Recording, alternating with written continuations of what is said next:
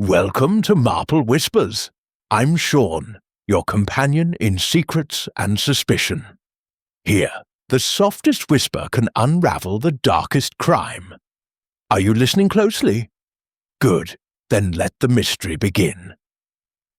In the shadowy heart of a sleepy English village, where ancient bells toll secrets from a Gothic tower, a master bellringer meets a gruesome end, crushed by a falling sandbag in what seems like a tragic accident. But was it? Enter Miss Jane Marple, the unassuming spinster with a razor-sharp mind, unravelling a web of deceit among suspects. A greedy nephew drowning in debts, a scandalous organist hiding forbidden passions, and a trusted verger concealing stolen church funds. As whispers echo through misty lanes and hidden footprints lead to midnight confrontations, Miss Marple pieces together the chilling truth. A calculated murder masked by a single deceptive peal. Greed, betrayal, and a deadly drop from above. Will justice ring out, or will the killer silence the village forever? Dive into this mystery where every chime hides a clue. Stay hooked, because the tower's darkest secret is about to toll. Chapter 1. The Chiming Shadow. The mist clung to the cobblestone paths of St. Edmund's Hollow like a reluctant lover, softening the outlines of the thatched roofs and ancient oaks that guarded the village green. It was one of those autumn evenings when the air carried the faint tang of wood smoke and fallen leaves, and the world seemed poised on the edge of some unspoken mystery. At the heart of it all loomed the church of St. Michael's, its weathered stone facade etched with centuries of rain and prayer, crowned by a bell tower that thrust defiantly into the gathering dusk. For generations, those bells had been the village's voice, summoning the devout to matins, tolling for the departed. And now, on this fateful Thursday, rehearsing their intricate peals under the guidance of the Bellringers Society. Reginald Hargrove, the undisputed maestro of the ropes, stood at the centre of the ringing chamber, his broad shoulders straining against a worn tweed jacket as he barked commands with the authority of a drill sergeant. "Steady on the treble, Mr. Wilkins! Don't rush the bob!" His voice boomed over the rhythmic clanging, a deep baritone that matched the resonance of the great tenor bell he favoured. At 54, Reginald was a fixture in the village, a man whose family had tended these bells since the days of Queen Victoria. He knew every quirk of the ancient mechanism, the slight drag on the third rope, the way the wind through the louvers could muffle a high note. His fellow ringers, a motley crew of farmers, shopkeepers, and the occasional enthusiast from neighbouring hamlets, followed his lead with a mix of admiration and exasperation. Reginald's tongue could be as sharp as his ear was keen, and more than one villager had felt the sting of his gossip-laden rebukes. As the practice drew to a close, the final change rang out in a cascade of descending tones, leaving the air vibrating with echoes. The ringers wiped sweat from their brows, exchanging nods and light banter as they coiled the ropes and prepared to descend the narrow winding staircase that spiralled down the tower's core.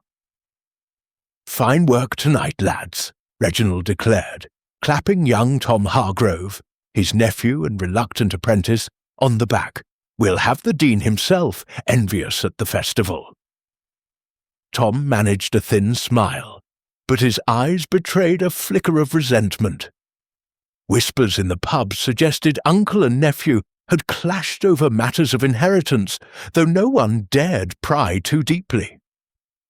One by one, the ringers filed out, their footsteps fading into the nave below. Reginald lingered, as was his custom, methodically checking the sallies for frays and ensuring the clappers hung true. The tower was his domain, a sanctuary of ropes and iron where he reigned supreme. Outside, the village settled into its evening routines, lamps flickering to life in cottage windows, the distant bark of a fox echoing from the woods. No one noticed the faint creak of a side door opening in the churchyard, nor the shadow that slipped through the vestry toward the tower's base. It was Father Ellis, the earnest young curate, with his wire-rimmed spectacles and perpetual air of mild surprise, who shattered the tranquillity. Returning from evensong preparations to retrieve a misplaced hymnal, he paused at the foot of the stairs, cocking his head at the unnatural hush. The bells should have been settling into silence by now, yet an odd stillness prevailed, broken only by the drip of condensation from the stone walls. "Mr. Hargrove," he called, his voice tentative as he began the ascent, the wooden steps groaning under his slight frame. What he found at the top would haunt his dreams for years. Reginald lay crumpled on the oaken platform, his once vital form unnaturally still, a dark halo of blood spreading from his shattered skull. Beside him, a burst sandbag spilled its gritty contents across the boards, the rope that had bound it dangling limply from the bell frame above. Father Ellis gasped, his hand flying to his mouth as he staggered back against the railing. "Merciful heavens," he whispered, before turning and fleeing down the stairs to raise the alarm. Within minutes, the constable, a burly fellow named Perkins, more accustomed to poachers than peril, was summoned, and the tower became a hive of hushed activity, villagers clustering at the church gates with lanterns and murmurs of dread. Word travelled swiftly through St. Edmund's Hollow, as it always did in such close-knit places. By the time the constable had secured the scene, the tale had reached the cosy parlour of Rose Cottage on the Green, where Miss Jane Marple sat with her knitting basket and a pot of Darjeeling. Her neighbour, the voluble Mrs. Price, burst in without knocking, her cheeks flushed from the chill and excitement. "Oh, Miss Marple, have you heard? It's dreadful. Reginald Hargrove, dead in the tower. Father Ellis found him, poor soul, with his head bashed in like a pumpkin at Halloween." Miss Marple set down her needles, her bright blue eyes sharpening behind her spectacles. She was a slight woman, well into her 70s, with a deceptively frail appearance that masked a mind as keen as a stiletto. Village life had taught her much about the undercurrents of human folly, jealousies simmering beneath polite smiles, secrets buried like roots in fertile soil. "Dear me," she said softly, pouring a cup for her visitor. "Reginald? Such a robust man, always so commanding up there with his bells. Was it a fall, do you think?" Mrs. Price leaned forward, her voice dropping to a conspiratorial whisper. "Not a bit of it. They say a sandbag struck him. One of those heavy things they use for weighting the ropes. But mark my words, it wasn't an accident. Reginald had enemies, what with his meddling tongue. Why, just last week he was arguing with that verger, Silas Thorne, over some church matter. And his nephew Tom, well, blood's thicker than water, but not always kinder." Miss Marple nodded thoughtfully, her fingers resuming their rhythmic dance with the wool. She recalled a similar tragedy from her days in St. Mary Mead. A groundskeeper felled by a stray flower pot, which turned out to be anything but accidental. People she knew were predictable in their passions, greed, fear, love twisted into hate. "The bells have a way of revealing truths," she murmured, almost to herself. "Their chimes carry far, but so do whispers of malice." As the evening deepened, the village buzzed with speculation, the tower's silhouette casting a long chiming shadow over the rooftops. Little did the inhabitants know that this was merely the opening note in a symphony of deception, one that would draw Miss Marple into its intricate measures, unravelling threads as deftly as she plied her yarn. Chapter 2. Whispers in the Vestry. The morning after Reginald Hargrove's grim discovery dawned with a reluctant sun, its rays filtering through a veil of low-hanging clouds that seemed to mourn the village's loss. St. Edmund's Hollow stirred uneasily, the usual bustle of market day subdued by an undercurrent of whispers and sidelong glances. Bakers kneaded dough with less vigour. The postman delivered letters with hurried steps, and even the rooks in the churchyard elms cawed in muted tones, as if respecting the pall that had fallen over St. Michael's. The bell tower, once a symbol of enduring faith, now loomed like a accusatory finger, pointing skyward at secrets yet untold. Inspector Harold Craddock of the County Constabulary arrived shortly after 9, his black Ford pulling up to the church gates with the precision of a man accustomed to punctuality in the face of chaos. He was a tall, lean figure in his mid-40s, with a face etched by years of unravelling human enigmas. Sharp cheekbones, piercing grey eyes that missed nothing, and a moustache trimmed to military neatness. Craddock had risen through the ranks on a diet of dogged persistence rather than flashes of brilliance, though he possessed an intuitive knack for sensing when a so-called accident bore the subtle fingerprints of intent. Accompanied by Sergeant Fletcher, a stocky young officer with a notebook perpetually at the ready, he strode into the churchyard, nodding curtly to Constable Perkins, who stood guard like a sentinel at the tower's base. "Grim business, this," Craddock remarked, his voice carrying the clipped accent of a Londoner transplanted to the provinces. Perkins, eager to impress, recounted the night's events in exhaustive detail. Father Ellis's horrified discovery, the spilled sandbag, the pool of blood congealing on the ancient planks. "Looks like a mishap, sir," Perkins concluded, "but that last peal, folks heard it clear as day, long after the others had gone."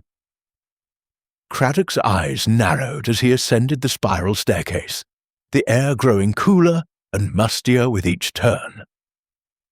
The ringing chamber was a confined space, perhaps 15 feet square, ringed by the massive bells suspended in their wooden frames. Ropes dangled like nooses from the wheels above, their sallies, the tufted handgrips, frayed from years of use. Reginald's body had been removed to the morgue, but chalk marks outlined where he had fallen, and the ruptured sandbag lay undisturbed. Its coarse burlap split along a seam, grains of sand scattered like confetti from a macabre celebration. A length of rope, stout and hempen, trailed from the bag's remnants, knotted in a hasty clove hitch to one of the bell stays. Fletcher photographed the scene methodically, the flashbulb popping like distant thunder. Craddock knelt, examining the knot with gloved fingers. "Freshly tied," he murmured. "No weathering on the fibres." And this sandbag, why was it up here at all? Bellringers use them for silent practice, but during a full peal. He straightened, his gaze sweeping the chamber. The platform bore scuff marks, faint but telling, as if from a brief struggle or hurried movement. Below, through the open trapdoor, the nave stretched empty, save for the verger, Silas Thorne, who hovered near the altar, polishing brass candlesticks with unnecessary fervour. Descending, Craddock approached Thorne, who looked up with a start, his gaunt face paling beneath a shock of greying hair. Silas was in his late 50s, a man whose stooped posture and perpetual squint suggested a life spent in dim vestries and shadowed cloisters. His hands, calloused from years of menial church duties, trembled slightly as he set down the cloth. "Inspector," he said, his voice a dry rasp, "a terrible thing. Reginald was, well, he was part of this place, like the stones themselves." "Indeed," Craddock replied evenly. "You were here last night, Mr. Thorne? Tending to your duties?" Silas nodded, his eyes darting toward the tower. "Aye, lighting the candles for evensong, though it was cancelled after the practice. I left before the ringers finished. My wife can vouch for that. She's poorly, you see, needs her supper on time." Craddock made a note. "And you heard nothing unusual? No cries, no thuds?" "Nothing but the bells, sir. They drown out the world up there." Silas hesitated, then added, "Reginald was a hard man, mind. Always prying into church affairs, but murder in God's house. The word hung in the air, unspoken until now." Craddock pressed on. "Church affairs. Care to elaborate?" Silas shifted uncomfortably. "Just discrepancies in the collection plates. Nothing serious. Reginald fancied himself an auditor, that's all." As the inspector probed further, the church doors creaked open, admitting a stream of villagers for the morning service. Among them was Miss Jane Marple, her steplight, despite her age, clad in a sensible tweed skirt and a hat adorned with a single feather. She took her customary pew near the front, her knitting bag at her side, though today the needles remained idle.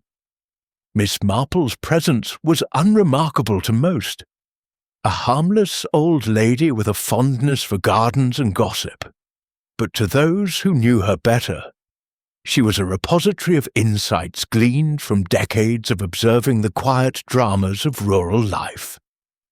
The service commenced under Reverend Hale's guidance, a portly man with a voice like warm honey, though today it faltered on the psalms. "The Lord is my shepherd," he intoned, but his eyes strayed to the tower door, bolted shut.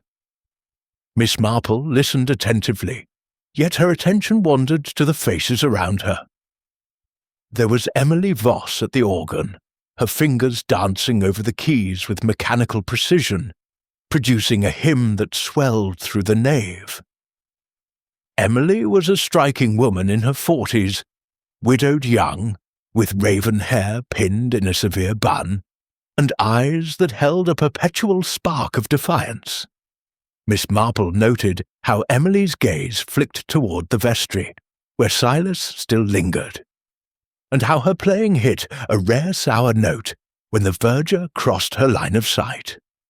Young Tom Hargrove sat rigidly in the family pew, his fair hair tousled, his jaw set in a line of barely contained agitation. At 25, he was the spitting image of his uncle in youth, strong-featured, with the same broad build, but lacking Reginald's commanding presence. Whispers rippled through the congregation. Tom had been seen at the Bell and Crown the night before, nursing pints and muttering about unfair expectations. Miss Marple recalled a parallel from her own village. A nephew impatient for his due, leading to hasty actions regretted in the dawn's light. As the sermon droned on about forgiveness and hidden sins, Miss Marple's mind turned to the bells themselves. She had once visited a similar tower in Devon, where a ringer's accident had masked a deeper grudge. Bells, she mused, were instruments of revelation. Their tones could harmonize or clash, much like human motives. Faint draughts stirred the air, carrying the scent of beeswax and old wood, and with it the echo of last night's peal. A single lingering note that now seemed laden with accusation.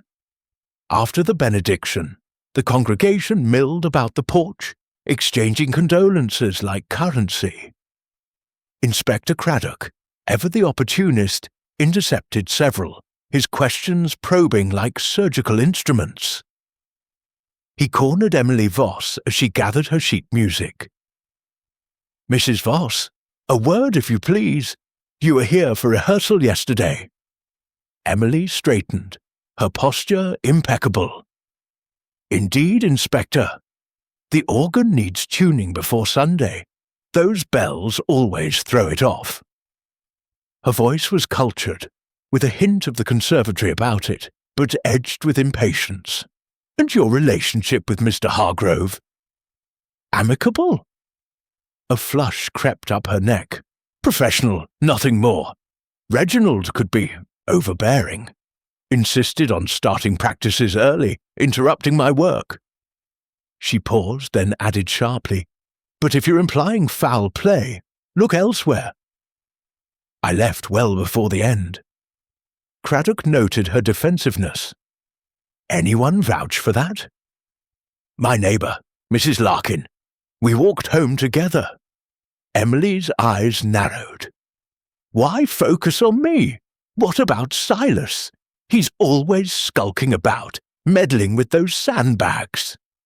The inspector thanked her and moved on to Tom Hargrove, who lounged against a gravestone, smoking a cigarette with feigned nonchalance. "Uncle Reg was a tyrant," Tom admitted freely, exhaling a plume of smoke, "always lecturing me about responsibility, as if his precious bells were the family legacy. But kill him? I'd sooner ring them myself, and I hate the noise. Your inheritance?" Craddock pressed. Tom shrugged. "Modest, a bit of savings, the cottage. Nothing worth murder." Yet his fingers tightened on the cigarette, betraying tension. As the crowd thinned, Miss Marple approached the vestry under the guise of inquiring about the flower rota. The room was a cosy annex off the chancel, lined with oak cabinets housing vestments and sacramental vessels. Reverend Hale greeted her warmly, though his face was drawn. "Miss Marple, a comfort to see you this tragedy. It's shaken us all." "Quite so, Vicar," she replied, her tone sympathetic. "Poor Reginald. One can't help but wonder about that last bell toll. So out of place, like a coda in the wrong key." Hale nodded absently, fussing with a stack of hymnals. "Silas mentioned it too. He rang it himself, I think. No, wait, he said he was gone by then." The vicar frowned, as if realizing a discrepancy. Miss Marple's interest piqued. She glanced at Silas, who was now arranging communion wafers with meticulous care. "Mr. Thorne, you must be devastated. You and Reginald worked closely, didn't you?" Silas looked up, his squint deepening. "Closely enough." "He handled the bells, I the rest. No love lost, but no hatred either." His words were measured, but Miss Marple detected a quiver in his voice, reminiscent of a parishioner in St. Mary Mead, who had confessed to petty theft under similar strain. The inspector entered the vestry then, Sergeant Fletcher in tow, turning the space into an impromptu interrogation room. "Reverend, if we might use this for statements." Hale acquiesced, retreating to his study. Craddock began with Silas, seating him at the scarred oak table. "Let's clarify your movements, Mr. Thorne. You claim to have left before the practice ended, but villagers saw lights in the church after." Silas swallowed. I doubled back, forgot to lock the side door. My wife was waiting, but I didn't want thieves about." "And the sandbags? You maintain them?" "Aye, for mute practice. But I hadn't touched them yesterday. His denial was swift, perhaps too swift. Emily Voss was next, her composure cracking under Craddock's gaze. That man, Reginald, threatened to tell the vicar about personal matters, but it's nothing criminal. She revealed, reluctantly, a flirtation with a married deacon, gossip Reginald had wielded like a weapon. Tom followed, his alibi porous, alone at home until pub time. Ask the barman. I arrived after 8.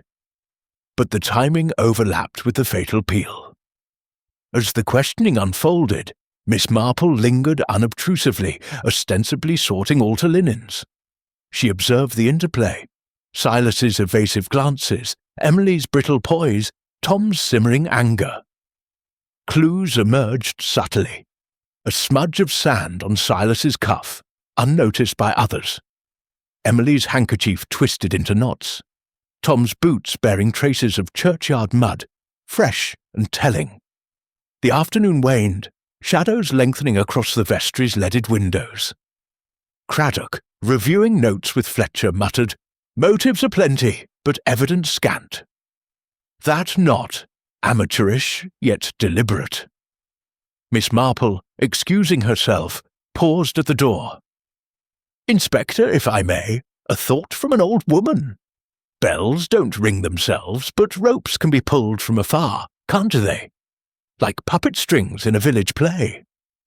Craddock regarded her curiously. "An interesting notion, Miss Marple. You've a keen eye." She smiled demurely. "Merely observation, dear Inspector. Human nature is much the same everywhere, predictable in its unpredictability." Outside, the wind picked up, rattling the tower louvers. Whispers circulated anew, of hidden ledgers in Reginald's home, of Emily's late-night visits to the church, of Tom's mounting debts from ill-advised wagers. Miss Marple walked homeward, her mind a whirl of connections. She thought of an old acquaintance, a verger in another parish who had silenced a rival with a cleverly timed accident. Could history echo here? That evening, as lamps glowed in the cottage windows, an anonymous note arrived at the constabulary. "Look to the verger's accounts.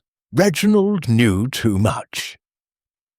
Craddock's investigation deepened, but Miss Marple, sipping cocoa by her fire, knew the real unravelling lay in the subtle threads of village life.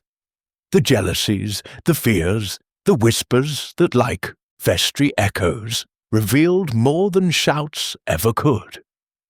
The chapter's revelations hung poised, a delicate balance of suspicion and subterfuge, drawing the reader deeper into the web. Yet beneath the surface calm, tension simmered, promising further twists in the tolling tale of murder at the bell tower. Chapter 3. Threads of Suspicion. The veil of unease that had descended upon St. Edmund's Hollow thickened with each passing hour, transforming the once placid village into a cauldron of murmured conjectures and furtive stares.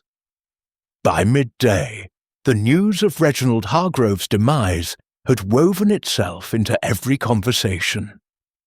From the butcher's counter, where clovers paused mid-shop, to the schoolyard where children whispered tales of ghostly tolls echoing from the tower. It was as if the single anomalous peal from the previous night had awakened not just suspicion, but a collective appetite for intrigue, the kind that flourishes in tight-knit communities where everyone knows everyone's business, or thinks they do. At the heart of this ferment stood the Bell and Crown, the village pub that served as both social hub and unofficial tribunal. Its low-beamed ceiling and flagstone floors had absorbed centuries of ale-soaked confessions, and today was no exception. A haze of pipe smoke hung in the air, mingling with the aroma of shepherd's pie and bitter hops, as patrons clustered around the scarred oak bar. Old Mr. Wilkins, one of the Bellringers, held court from his corner stool, his gnarled hands gesturing wildly. "I tell you, it weren't no accident," he declared to a rapt audience of farmers and labourers. "Reginald knew them ropes like his own veins. That sandbag, dropped deliberate-like, mark my words. And who benefits? Young Tom, that's who, sitting on a tidy sum now, with his uncle cold in the ground." Tom Hargrove himself slouched at the far end of the bar, his third pint half drained, his eyes bloodshot from lack of sleep or excess of grief, or perhaps something sharper.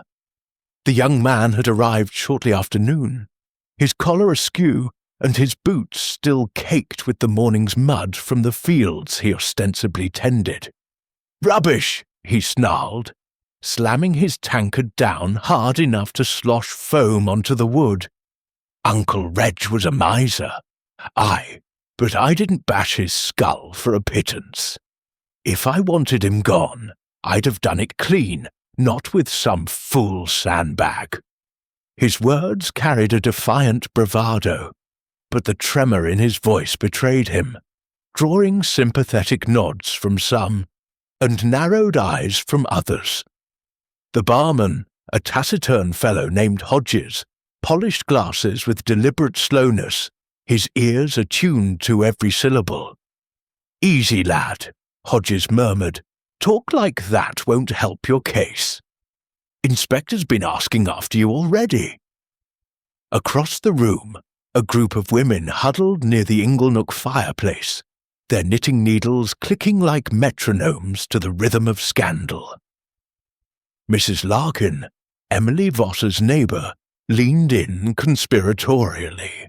"I saw Emily leaving the church last night, face like thunder, and Reginald, always sniffing around her business. What if he knew about her and that deacon, Mr. Barrett? A married man, no less. She'd lose her position, her reputation, everything." The words spread like ripples in a pond, each listener adding their own embellishment until the tale grew into a full-blown affair, complete with clandestine meetings in the organ loft. Unbeknownst to the pub's denizens, Emily Voss herself was at that very moment unburdening her soul in the sanctity of the vicarage parlour. The room was a haven of faded chintz and polished mahogany, with shelves lined by theological tomes that Reverend Hale consulted more for comfort than doctrine. The vicar, a man whose kindly features masked a profound absent-mindedness, poured tea from a chipped Wedgwood pot, his hands steady despite the turmoil. "My dear Emily," he said, his voice a soothing balm, "these are trying times. Reginald's passing, such a shock. If there's anything weighing on you." Emily sat rigidly on the edge of her chair, her fingers twisting the hem of her skirt. Her face, usually composed with the poise of a concert pianist, now bore the lines of exhaustion and fear. "Reverend, I must confess. Reginald knew things, private things. He threatened to expose me to the parish council. An indiscretion with Mr. Barrett. It was nothing, a moment of weakness after my husband's death, but Reginald twisted it into something sordid. He said it would ruin me, force me out of the organist's role." Tears welled in her eyes, and she dabbed at them with a lace handkerchief. "I argued with him days ago, but I swear I left the church before anything happened. Mrs. Larkin can confirm it. We walked partway home together."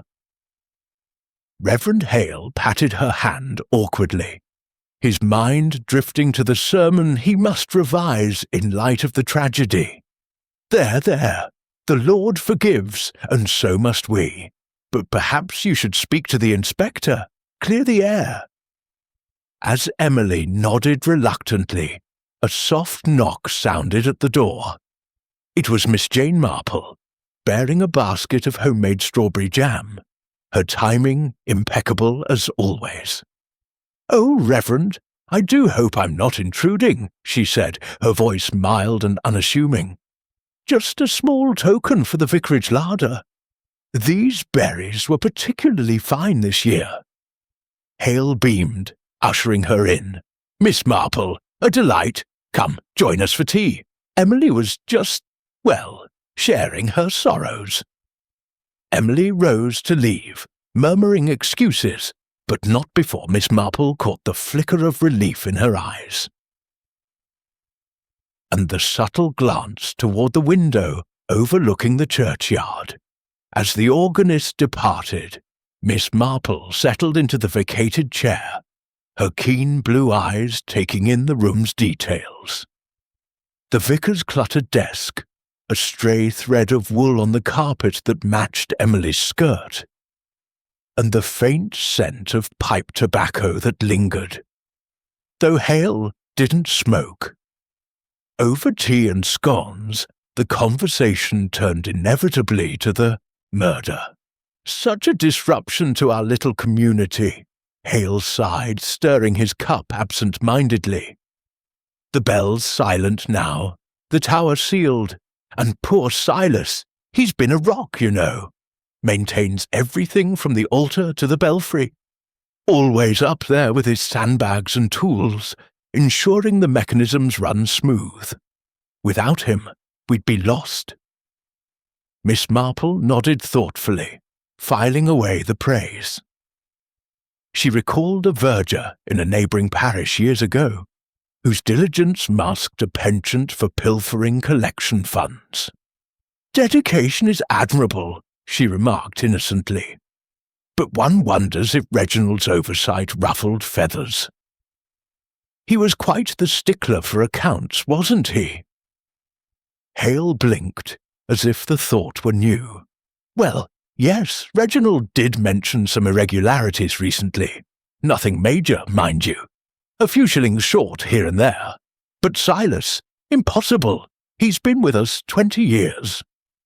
Yet his tone held a note of uncertainty, and Miss Marple pressed gently, drawing out more, whispers of missing donations, Reginald's insistence on audits. As the vicar rambled, Miss Marple's mind whirred, connecting dots like stitches in a complex pattern. Human nature, she knew, thrived on small temptations that grew into desperate acts. Excusing herself after tea, Miss Marple wandered into the churchyard. The afternoon sun casting long shadows from the yew trees that bordered the graves. The ground was soft from recent rain, and she picked her way carefully along the paths, her stout shoes leaving faint imprints. The tower's base drew her like a magnet, its stone facade cool to the touch. Circling it slowly, she noted the side door, a narrow portal often overlooked, leading directly to the vestry stairs. The earth around it was churned, bearing fresh footprints.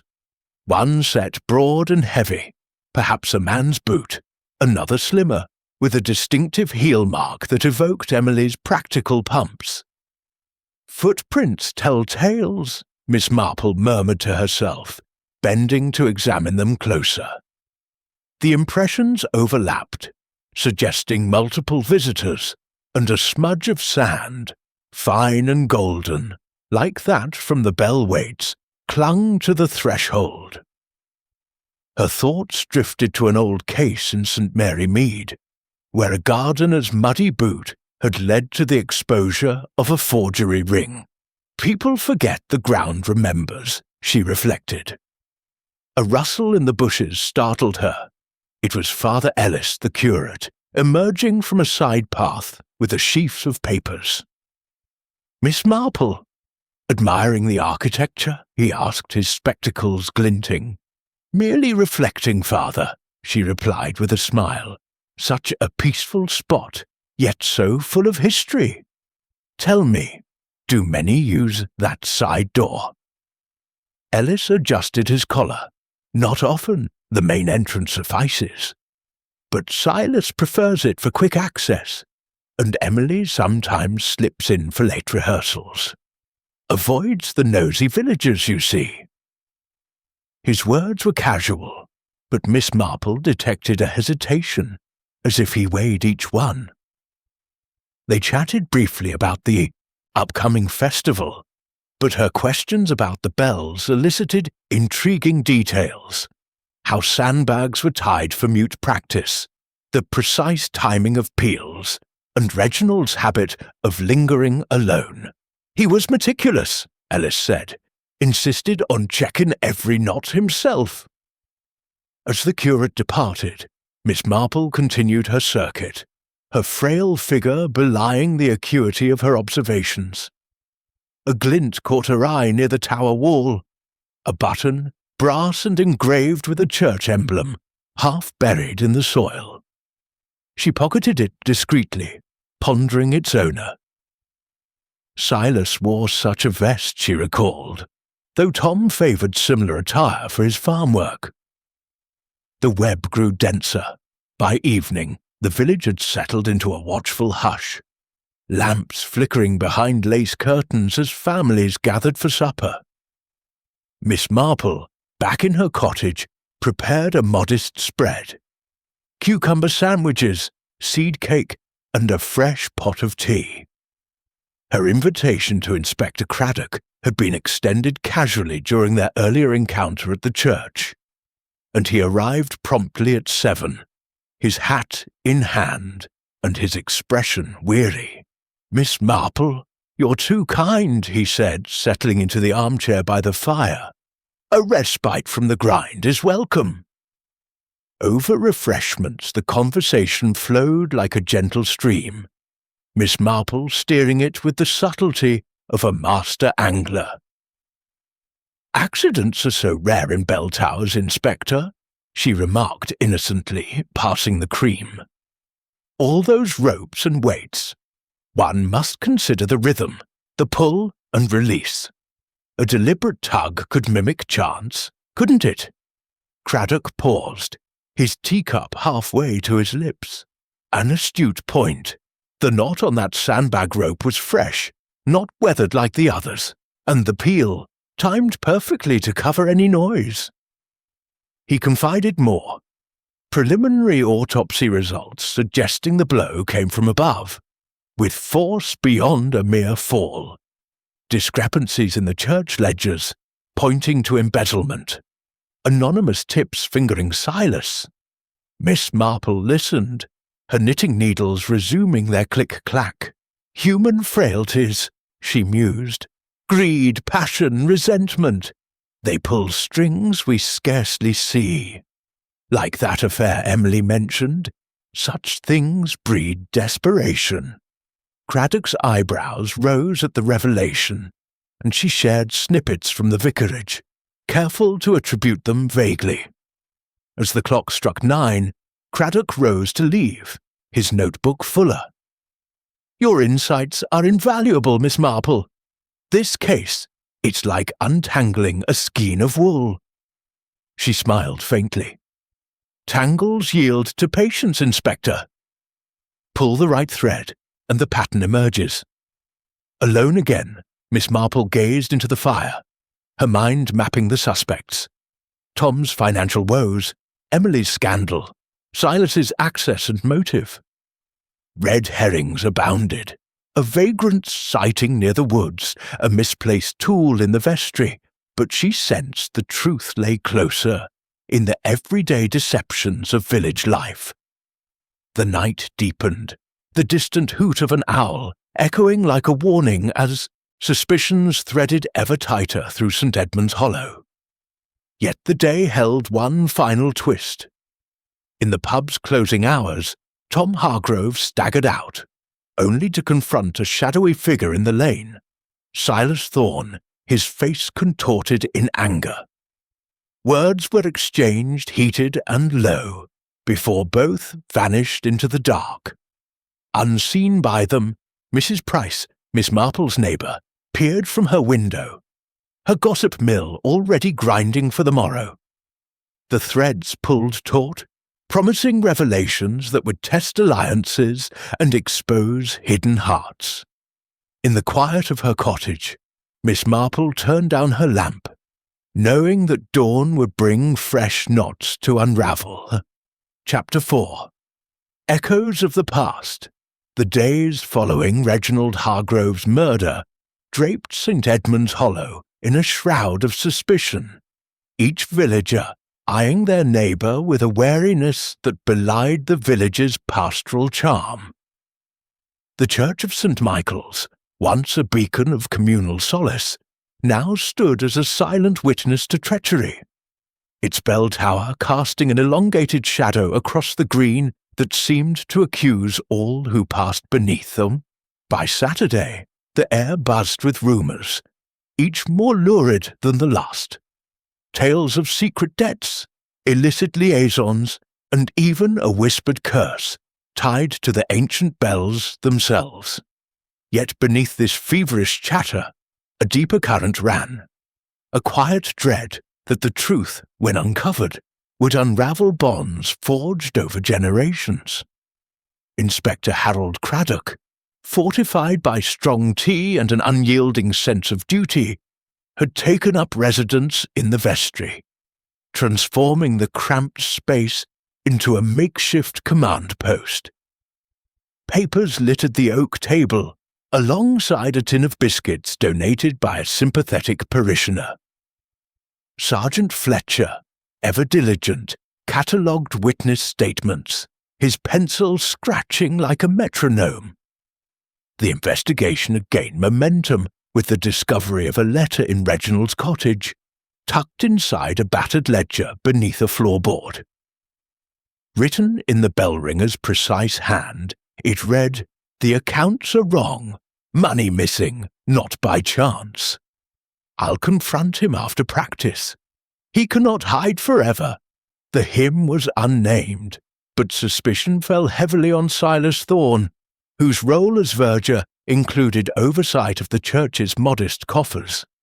Craddock summoned Silas that morning, his grey eyes boring into the verger's gaunt frame as they sat across from each other in the vestry's dim light.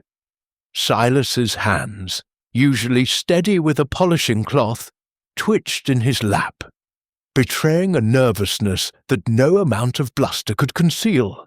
"I've done nothing wrong, Inspector," he insisted, his voice a strained rasp. "Those ledgers. Reginald was always poking about, making accusations. A few shillings short, that's all. Likely miscounted in the rush of services. I'm no thief." "Then why this letter?" Craddock pressed, sliding the paper across the table. "Reginald was set to expose you. Did he confront you Thursday night? Did things turn sour?" Silas's face blanched, his squint tightening until his eyes were mere slits. "He said nothing to me that night. I was home with my wife by 7, as I told you. Ask her, she'll swear to it." But his wife, Mrs. Thorne, a frail woman with a perpetual stoop, had offered only a halting confirmation, her eyes darting to her husband as if seeking cues. Craddock noted the discrepancy, his pen tapping the table. "We'll check the accounts ourselves, Mr. Thorne." "Every penny. If there's more to this, it'll come out." Meanwhile, across the village green, Miss Jane Marple sat in her cottage parlour, her knitting needles weaving a soft grey shawl as her mind wove a tapestry of clues. The Morning Post had brought a note from Mrs. Price, brimming with the latest gossip. Tom Hargrove's altercation with Silas outside the Bell and Crown the previous night, overheard by half a dozen eavesdroppers.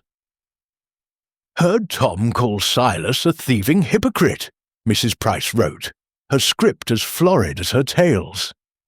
"Silas near struck him, but they parted quick when lanterns appeared." Miss Marple set the note aside, her lips pursed thoughtfully. She recalled a similar spat in St. Mary Mead, where a public quarrel had masked a private pact, a distraction from darker deeds. Could Tom and Silas be colluding? Or was this merely the flare of tempers in a village stretched taut? Her musings were interrupted by a knock. It was Dolly Bantry, a sprightly widow and occasional confidant, bearing a basket of apples from her orchard. "Jane, you must hear the talk," Dolly exclaimed, settling into a chintz-covered chair. "They're saying Emily Voss was seen near the church late Thursday, after she claimed to have left, and Tom, well, he's drowning his sorrows nightly, but I saw him slip a wad of notes to that shady bookmaker from Upper Hollow. Debts, mark my words." Dolly's eyes gleamed with the thrill of scandal, but Miss Marple listened with the calm detachment of a chess master studying a board. "Debts can drive desperate actions," Miss Marple agreed, offering a slice of seed cake. "But so can fear of exposure. Emily's indiscretion with Mr. Barrett. Such things weigh heavily. And Silas with his ledgers.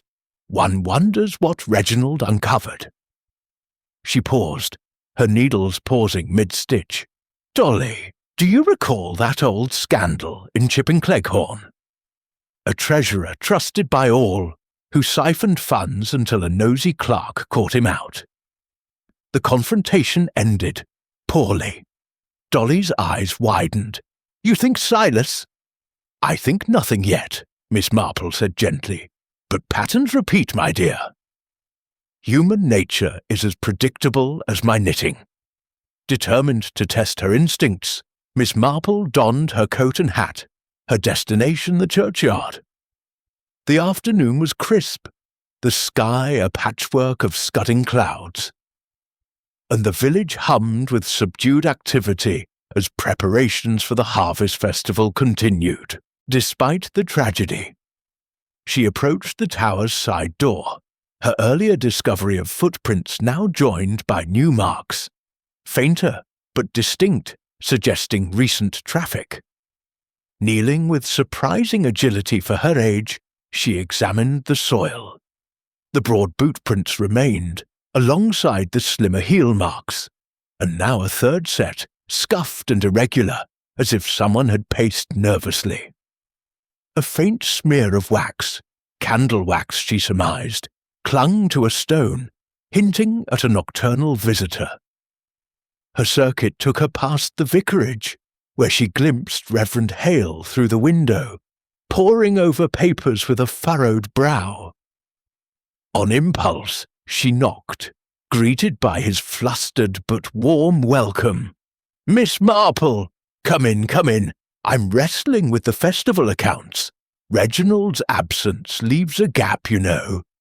His study was a chaos of ledgers and receipts, and Miss Marple's sharp eyes caught a glimpse of a page marked with red ink. "Shortfall, £10, August. Troubling times, Reverend," she said, settling into a chair. "These discrepancies. Reginald noticed them, I presume?" Hale sighed, rubbing his temples. "He did. Always meticulous, that man. He mentioned sums missing, but I thought it a clerical error. Silas handles the collections so diligently. Surely it's a mistake." His trust in the verger was palpable, yet Miss Marple noted the doubt flickering in his eyes, like a candle in a draught. Their conversation drifted to the bells, and Hale waxed nostalgic. "Silas has a knack for the mechanics, oiling the wheels, tying those sandbags for silent practice. He's up there more than anyone, save Reginald."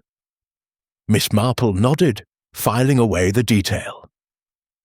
A memory surfaced, a parish in Devon where a Bellringer's accident had involved a tampered weight, the culprit a trusted sacristan with access to the tower's secrets. Excusing herself, Miss Marple ventured to the Bell and Crown, where the evening crowd was already gathering. The pub's warmth enveloped her, a stark contrast to the chilly churchyard.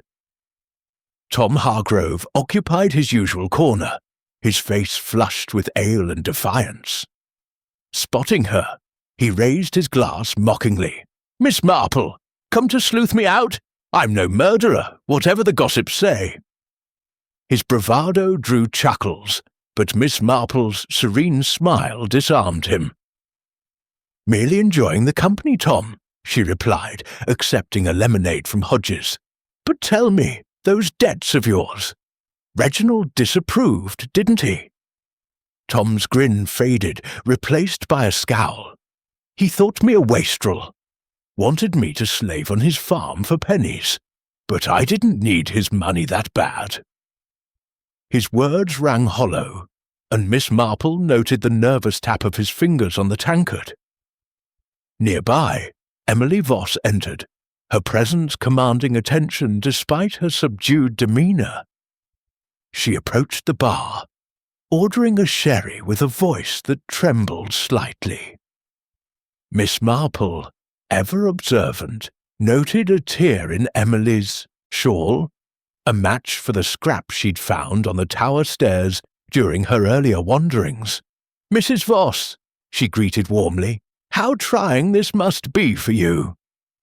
The organ must feel lonely without the bells." Emily's smile was brittle.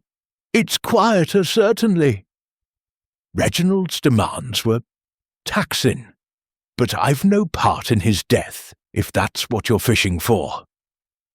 Her defensiveness was palpable, and Miss Marple steered the conversation to safer ground, gleaning that Emily had rehearsed late Wednesday alone, with only Silas in the church for maintenance. As the evening wore on, a commotion erupted outside. A group of lads had spotted a vagrant skulking near the woods, a tattered figure clutching a bottle and muttering about cursed bells. Constable Perkins, summoned from his supper, gave chase, but the man vanished into the underbrush, leaving behind a broken lantern and a flurry of speculation. "Could be our killer," Hodges opined, wiping the bar. "Outsiders bring trouble." But Miss Marple, sipping her lemonade, doubted it. Vagrants made convenient scapegoats, but the truth, she sensed, lay within the village's own tangled web. Her suspicions crystallized later that night, when she spotted Silas Thorne slipping into the church under cover of darkness, his lantern casting erratic shadows. From her cottage window, she watched him pause at the side door, glancing about before entering. "Curious," she murmured, recalling a night in St. Mary Mead, when a midnight visitor to a chapel had left behind a damning clue. A ledger, altered to conceal theft. Was Silas checking his tracks or hiding something new? The next morning, Craddock called on Miss Marple, his face etched with frustration. Over tea he shared the latest. Forensic analysis confirmed the sandbag's rope was cut, not frayed, suggesting sabotage. A scrap of cloth, matching Emily's shawl, had been found on the stairs. And Tom's bookmaker confirmed a substantial debt, paid off suspiciously the day after Reginald's death. "It's a maze, Miss Marple," Craddock admitted. "Motive everywhere, but no clear path." She nodded, passing a biscuit. "Mazes have exits, Inspector." Consider the timing, that single peal. A distraction, perhaps, to mask a sound no one should hear. And those accounts, Reginald's letter suggests he knew more than he let on. She refrained from mentioning Silas's nocturnal visit, letting Craddock draw his own threads. As he departed, a new clue surfaced. A parishioner reported seeing Silas arguing with Reginald days before, near the tower, over money matters. The confrontation had ended with Silas storming off, his face thunderous. Miss Marple, knitting by her fire, pieced together the echoes of the past. A verger's pride, a bell-ringer's vigilance, a village's secrets. The tower, she knew, held the key, not just to the murder, but to the human frailties that had wrung it into being. The day Whodunit closed with a village meeting in the church hall, where tensions flared.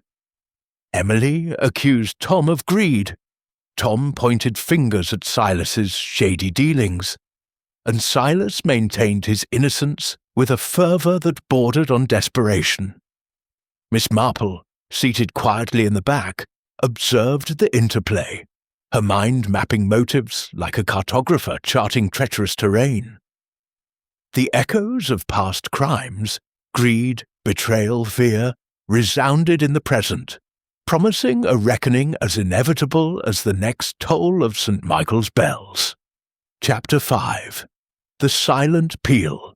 The shadow of suspicion over St. Edmund's Hollow grew darker with each passing day, as if the village itself were holding its breath, waiting for the next note in a grim symphony. By Monday, the murder of Reginald Hargrove had become the axis around which all village life turned. Conversations in the post office, glances exchanged over garden fences, even the hymns sung at Sunday service carried an undertone of unease.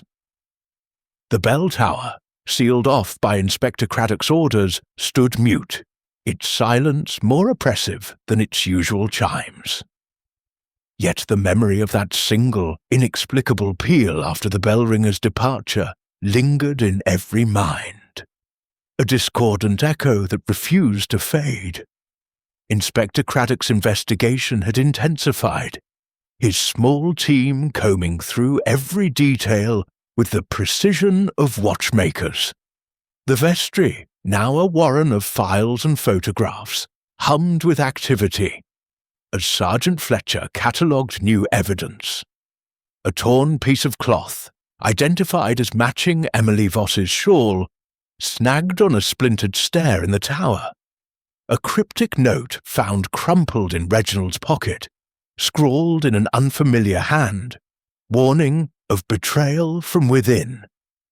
And a ledger audit revealing consistent shortfalls, small but deliberate, spanning months.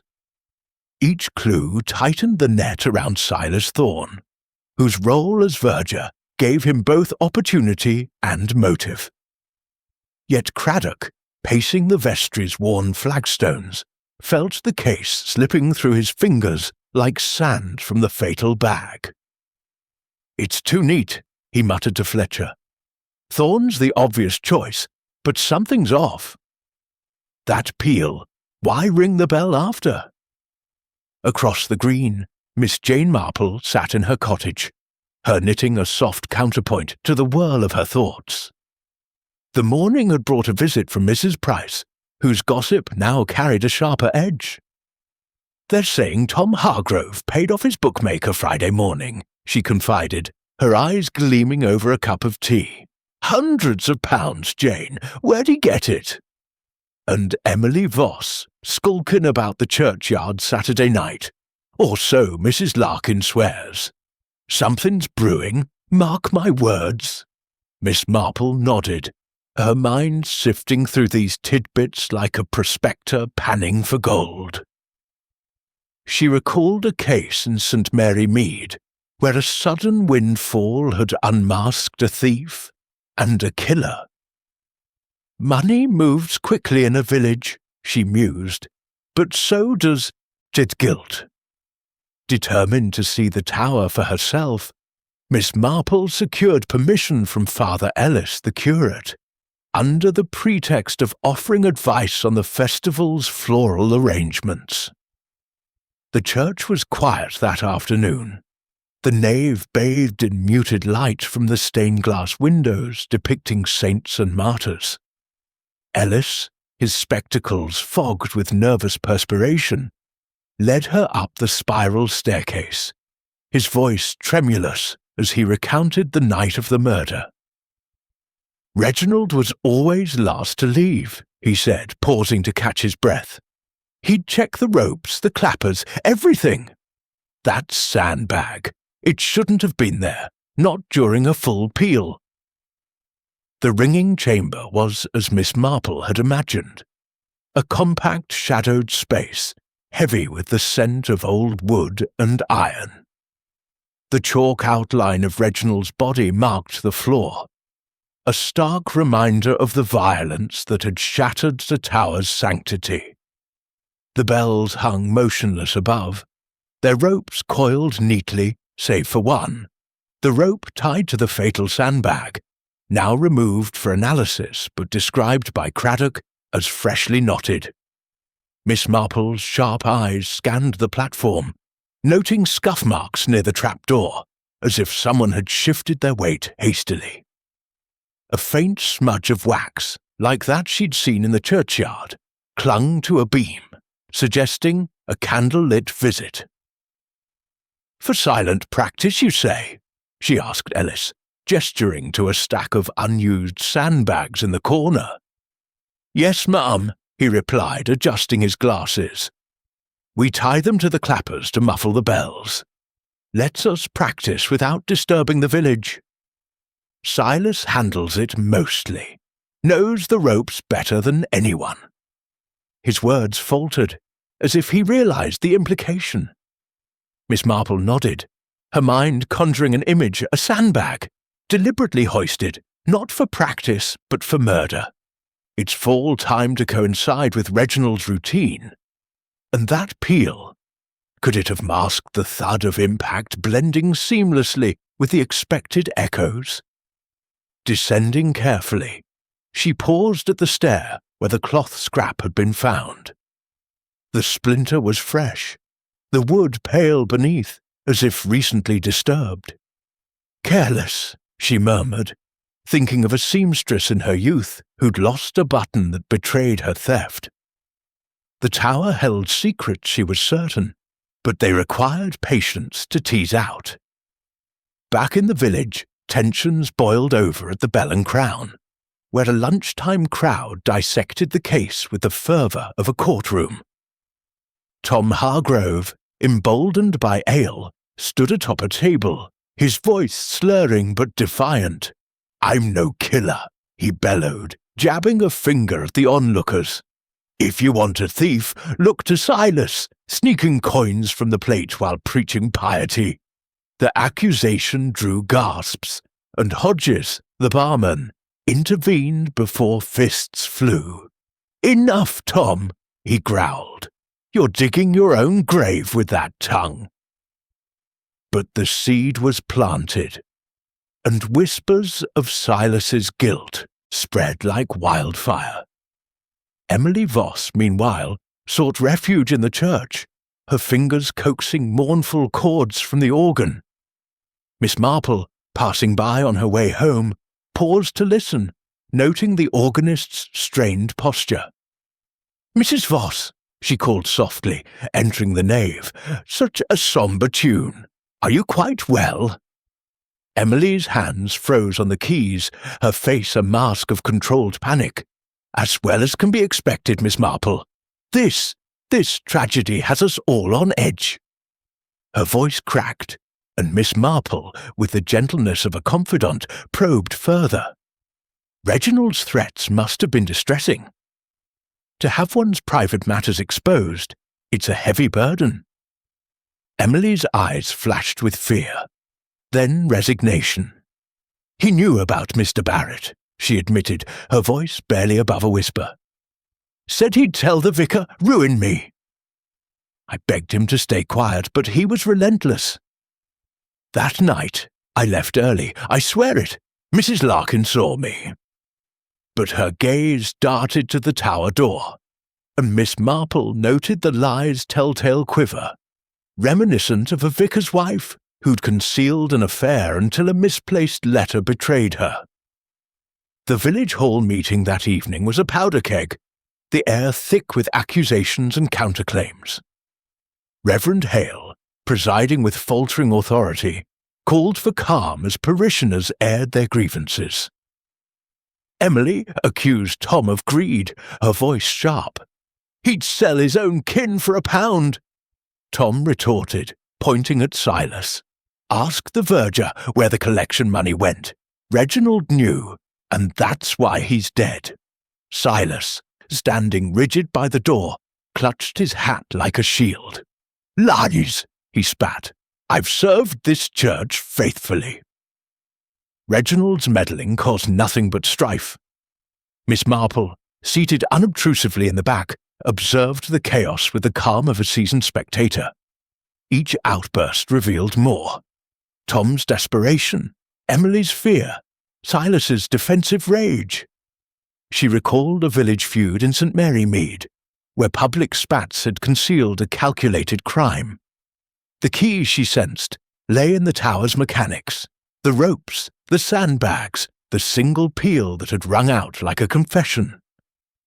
Late that night, Craddock visited her cottage, his face etched with exhaustion. Over cocoa, he shared the latest findings. The coroner confirmed Reginald's death was instantaneous, caused by a heavy blow from above, consistent with a falling sandbag. The rope's cut fibres suggested deliberate tampering, not wear. And a new witness, a farmer's boy, claimed to have seen a figure near the tower's side door after practice, too shadowy to identify but carrying a lantern. "It's maddening," Craddock admitted, stirring his cup. "Silas has motive, Emily has opportunity, Tom has both, but the pieces don't fit." Miss Marple leaned forward, her eyes bright. "Consider the bell, Inspector." That peal, it wasn't an afterthought. It was deliberate, to drown out the sound of death. Someone knew Reginald's habits, knew he'd be alone. And those sandbags, Silas's domain, are they not? She paused, letting the idea settle. "In my village, a groundskeeper once used a falling branch to silence a rival." The method was crude, but the timing, impeccable. Craddock's moustache twitched with interest. "You think the killer pulled the rope from below, after dropping the sandbag?" "It's possible," she replied demurely. "The tower is a stage, Inspector. Every prop has a purpose." As Craddock departed, Miss Marple sat by her fire, her knitting idle. Her mind replayed the clues. The wax smudge, suggesting a nighttime visit, the cloth scrap, linking Emily to the stairs, Tom's sudden solvency, Silas's access and motive. The vagrant, dismissed as a red herring, faded from her calculations. The truth, she knew, lay in the village's heart, in the petty sins and hidden fears that drove ordinary folk to extraordinary acts. The next morning brought a fresh revelation.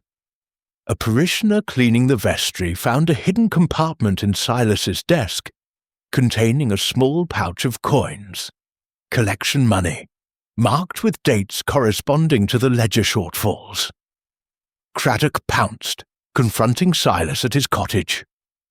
The verger, pale and trembling, insisted the coins were personal savings. "Reginald accused me, yes," he admitted, "but I never touched him. I was home."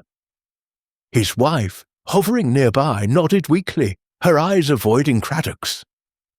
Miss Marple, hearing of this from Mrs. Price, visited the churchyard again, drawn to the tower's side door. The footprints had faded with rain, but a new clue caught her eye. A faint scratch on the lock, as if it had been forced. She recalled a burglary in Chipping Cleghorn, where a similar mark had pointed to an insider's betrayal. Someone wanted access, she murmured, and not for prayer. The village buzzed with the news of Silas's coins, and Tom's debts, now public, fueled speculation. Emily, cornered by gossips, withdrew further, her organ practice curtailed. Yet Miss Marple sensed the puzzle nearing completion. The silent peal, she realized, was the linchpin, a calculated act to cloak a murder staged with chilling precision. As the festival loomed, the tower's secrets pressed closer, demanding a voice. Miss Marple, knitting by her window, knew the final chime was near, ready to unmask the killer in St. Michael's shadow. Chapter 6. The Unravelling Rope. The air in St. Edmund's Hollow had grown taut as a bell rope. each villager poised on the edge of revelation, as the investigation into Reginald Hargrove's murder reached its crescendo. By Tuesday morning, the village seemed to pulse with a collective heartbeat, its rhythm dictated by whispers of guilt and glimmers of truth. The Tower of St. Michael's, still sealed save for police inspections, loomed over the green like a silent judge, its mute bells a stark reminder of the crime that had silenced their master. The Harvest Festival, now mere days away, cast a veneer of normalcy over the proceedings. But beneath the preparations for corn dollies and cider stalls, suspicion festered like damp in the church's ancient stones. Inspector Harold Craddock, his face etched with the strain of sleepless nights, had gathered enough evidence to feel the case teetering on the brink of resolution. Yet the puzzle remained maddeningly incomplete, like a peel cut short mid-change. The vestry, now cluttered with maps of the tower and timelines scrawled in Fletcher's meticulous hand, bore witness to his relentless pursuit. The latest findings painted a damning picture. The cut rope tied to the sandbag, confirming sabotage, the pouch of coins hidden in Silas Thorne's desk, matching the ledger shortfalls, and the scrap of Emily Voss's shawl, placing her in the tower at a time she denied. Tom Hargrove's sudden payment to his bookmaker added a further twist, suggesting access to funds that coincided suspiciously with his uncle's death. Craddock, pacing the vestry, muttered to Sergeant Fletcher, "It's a knot of motives, but which thread pulls the noose tight?" Across the village, Miss Jane Marple sat in her cottage, her knitting needles idle as she sifted through the cascade of clues. The Morning Post had brought a breathless note from Dolly Bantry, recounting a fresh rumour. A villager had overheard Silas Thorne muttering about fixing things near the church late Monday night, his lantern flickering like a guilty conscience. Miss Marple set the note aside, her mind weaving connections as deftly as her fingers crafted scarves. She recalled a case in St. Mary Mead, where a trusted sexton, cornered by accusations of theft, had resorted to violence to protect his secret.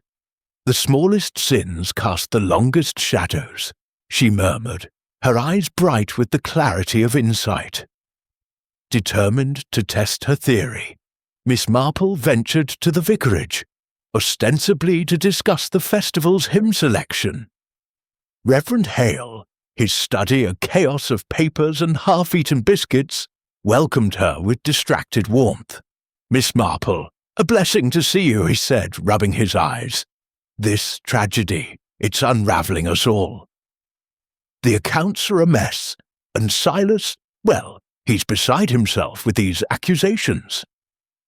Miss Marple's gaze fell on a ledger open on the desk, its pages marked with red ink noting missing sums. £15 in July, £8 in September. "Reginald was thorough," she remarked, her tone mild. "Such diligence can provoke strong reactions." Hale nodded, his brow furrowed. "He was relentless about those shortfalls. Confronted Silas last week, I believe, but surely it's a misunderstanding. Silas has served faithfully for decades." His voice wavered, and Miss Marple noted the doubt, subtle as a missed note in a hymn. She steered the conversation to the tower's mechanics, coaxing details about Silas's maintenance routines. "He's meticulous," Hale said. "Checks the ropes, oils the wheels, ties those sandbags for practice. Knows the belfry like his own home." Leaving the vicarage, Miss Marple wandered to the churchyard, her steps deliberate despite the autumn chill. The side door to the tower, its lock scratched as she'd noted before, drew her attention. She bent to examine the ground, now dry after days without rain, and found a faint trace of sand, fine and golden, like that spilled from the fatal bag. Nearby, a discarded matchstick lay half buried, its head scorched. "Careless," she murmured, pocketing it. A memory surfaced. A caretaker in Chipping Cleghorn who'd left a cigarette butt near a crime scene. A small oversight that unravelled a grand deception. Her circuit took her past the Bell and Crown, where the midday crowd was subdued, the usual banter replaced by hushed debates. Tom Hargrove, nursing a pint, caught her eye and raised a hand in mock salute. "Miss Marple, still sleuthing? You'll find no blood on my hands, I swear." His bravado was brittle, and she noted the tremor in his fingers, the mud on his boots fresher than the morning's dew warranted. "Merely passing by, Tom," she replied, her smile disarming. "But tell me, your uncle's will. It's settled your troubles, hasn't it?" Tom's face darkened. "A pittance, that's all." "Enough for a few debts, not a fortune. If I'd wanted him dead, I'd have done it smarter than a sandbag." His words were defiant, but Miss Marple caught the flicker of fear in his eyes, like a boy caught pilfering apples. Inside, Emily Voss sat alone at a corner table, her sherry untouched. Her face, pale beneath her pinned-up hair, bore the weight of sleepless nights. Miss Marple approached, her manner gentle. "Mrs. Voss, you look weary." The organ must be a solace in such times. Emily's lips twitched in a faint smile. "It's my refuge, Miss Marple." "But the village, they're hounding me. That shawl scrap. I tore it on the stairs days before, during rehearsal. I wasn't there Thursday night." Her voice rose, drawing glances, and Miss Marple patted her hand soothingly. "Truth has a way of ringing clear," she said, though she noted Emily's fidgeting fingers, reminiscent of a nervous governess who'd lied about her whereabouts in a long-ago scandal. The village hall meeting that evening was a crucible of tension, the air thick with accusations as parishioners gathered under Reverend Hale's faltering leadership. Craddock, invited to update the community, stood at the front, his moustache bristling as he outlined the evidence, the cut rope, the hidden coins, the shawl scrap, Tom's paid debts. "We're close to an arrest," he declared, his gaze sweeping the room. "But I urge anyone with information to come forward." The crowd erupted, voices clashing like discordant bells. Tom accused Silas of theft. Silas denounced Tom as a drunken opportunist, and Emily, her composure fraying, snapped at both, insisting her only crime was trusting a gossiping fool like Reginald. Miss Marple, seated in the shadows, observed the interplay with the calm of a conductor awaiting the right measure. Each outburst revealed a facet of character. Tom's reckless anger, Emily's brittle defiance, Silas's calculated restraint. She recalled a village meeting in St. Mary Mead where similar chaos had masked a killer's composure. Their guilt betrayed only by a single, unguarded moment. As the meeting dispersed, Craddock lingered, cornering Miss Marple near the door. "You've a knack for seeing through the fog, Miss Marple," he said, his tone half admiring, half exasperated. "What's your read on this mess?" She smiled demurely, offering a biscuit from her reticule. "It's the bell, Inspector." "That single peal. It's the key. Not an accident, but a curtain drawn over a crime. Someone knew Reginald's habits, his solitude. And those sandbags, Silas's domain, yes, but anyone could learn their use." Craddock's eyes narrowed. "You're pointing at Thorne." "I point at no one," she replied, her voice soft but firm. "But consider the mechanics." A sandbag dropped from above, a rope pulled from below. Timing is everything, like a peal perfectly rung. The inspector departed, his mind churning, and Miss Marple returned home, her thoughts crystallizing. That night she sat by her fire, sketching a mental map of the crime. Reginald, alone in the tower, bending to check a rope. A sandbag hoisted and released, plummeting with lethal force. The bell rung to mask the thud, its chime blending with the villagers' expectations. The killer needed access, knowledge, and motive, and Silas Thorne, with his keys, his expertise, and his secret coins, fit the pattern like a glove. The next morning Craddock summoned the suspects to the vicarage parlour, a room of faded elegance where the scent of beeswax mingled with tension. Silas, Emily, and Tom sat in a semicircle, their faces a study in contrasts.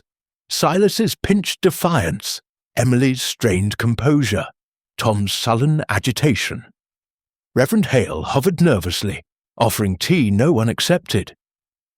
Craddock, standing by the mantel, laid out his theory.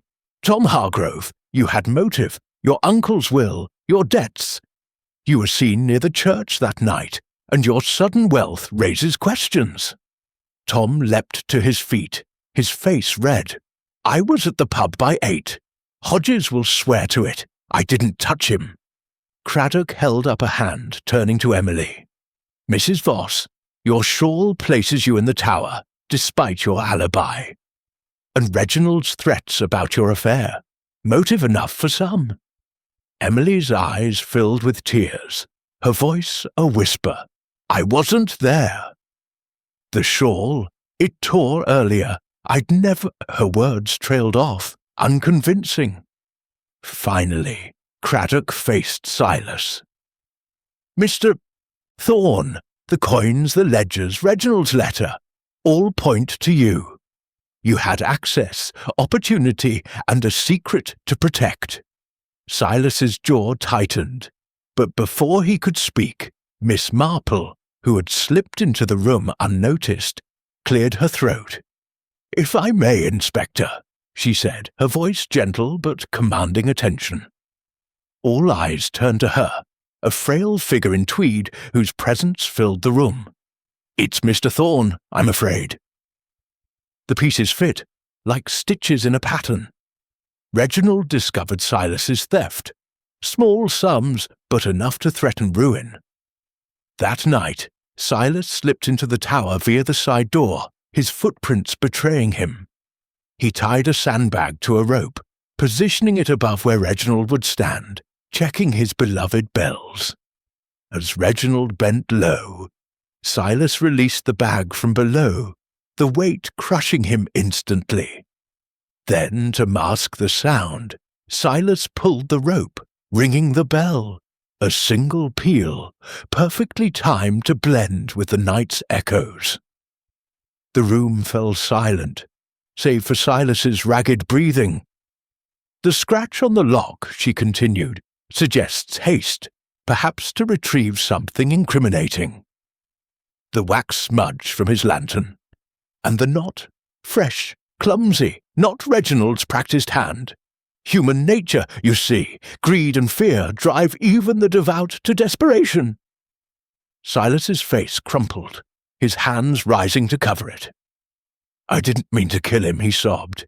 "He was going to the bishop, would have ruined me.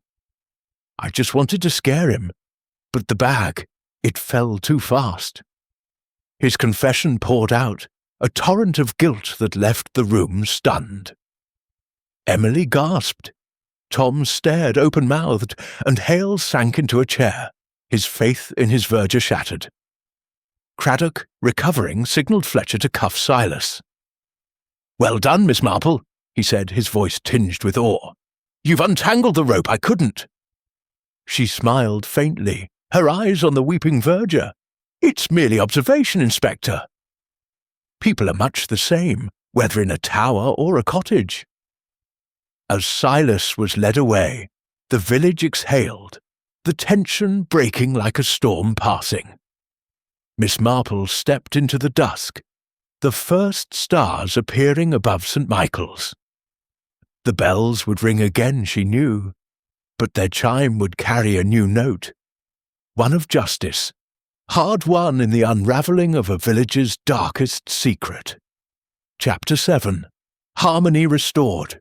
With Silas Thorne's confession, the storm that had gripped St. Edmund's Hollow broke, leaving behind a village cleansed yet chastened, like a meadow after a deluge. The morning sun of Wednesday, September 17th, 2025, rose over the rooftops with a tentative warmth, as if testing the air for lingering shadows. The bell tower of St. Michael's, no longer a sealed crypt of suspicion, stood open once more, its bells poised to resume their ancient duty. Yet the memory of Reginald Hargrove's murder lingered, a sombre note beneath the village's efforts to reclaim its rhythm. The Harvest Festival, now imminent, promised a return to normalcy, but the scars of betrayal ran deep, etched into the community's heart like scratches on the tower's lock. Inspector Harold Craddock, his task concluded, prepared to depart for the county headquarters, his Ford idling outside the vicarage as Sergeant Fletcher packed their files. The vestry, once a battleground of clues and accusations, had been restored to its ecclesiastical purpose, the oak table now bearing hymnals instead of evidence. Craddock, his moustache less bristled but his eyes still sharp, reflected on the case with a mix of satisfaction and unease. Silas's arrest had tied up the loose ends, the cut rope, the hidden coins, the single peel. But the inspector knew the village's wounds would heal slowly. A tidy resolution, he remarked to Fletcher, but I'd wager Miss Marple saw it clearer from the start. Across the green, Miss Jane Marple sat in her cottage, her knitting needles clicking softly as she crafted a pair of mittens for the festival's charity stall. The parlour was a haven of order, with lace curtains filtering the sunlight and a vase of late-blooming roses perfuming the air. Yet her mind, ever restless, replayed the case's final measures, ensuring no thread remained unravelled. The Morning Post had brought a note from Dolly Bantry, brimming with relief. "Silas in chains, Jane! Who'd have thought our verger a killer? The village is abuzz, but grateful for your quiet wisdom." Miss Marple smiled faintly, setting the note aside. She recalled a similar case in St. Mary Mead, where a trusted figure's fall had shocked the parish, yet restored its balance. "Truth is a stern gardener," she mused, pruning even the most cherished vines. The village, though shaken, rallied for the festival. The green bustled with activity. Women strung garlands of wheat and ivy. Men hauled trestle tables for the cider tent, and children darted about, their laughter a tentative reclaiming of joy. Reverend Hale, his kindly face regaining its colour, oversaw the preparations with renewed vigour, though his sermons now carried a hint of caution about the frailty of trust. "We are all sinners," he intoned at the morning service, "but grace redeems even the fallen." His words, meant to soothe, stirred whispers among the pews. As parishioners glanced at the empty verger's seat where Silas once stood, Tom Hargrove, cleared of suspicion, had inherited his uncle's modest estate, a cottage, a small savings, and the responsibility of the Bellringers' society. He was seen at the Bell and Crown, sober for once, discussing rope techniques with Mr. Wilkins, the elderly ringer. "I'll do right by him," Tom vowed, his voice earnest. Uncle Reg loved those bells. I'll learn, even if it kills me." The irony drew a chuckle from Hodges, the barman, who poured him a lemonade instead of ale. Miss Marple, passing by on her way to the church, noted Tom's resolve with approval.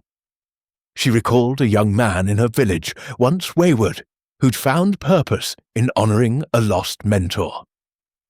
Redemption begins with effort, she thought, nodding to Tom as he tipped his cap. Emily Voss, too, had emerged from the shadow of suspicion, though the village's memory was less forgiving. Her affair with Mr. Barrett, now public, had cost her the organist's position, as the parish council deemed her presence unseemly. Yet she bore the loss with dignity, practising in private and offering to teach music to the village children. Miss Marple, meeting her in the churchyard, offered a kind word. "You've a gift, Mrs. Voss," she said, gesturing to the organ's distant strains.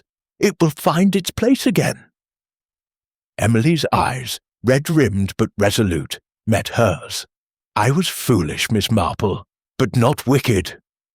"I'll make amends," Miss Marple nodded, seeing in Emily the echo of a governess who'd rebuilt her life after scandal.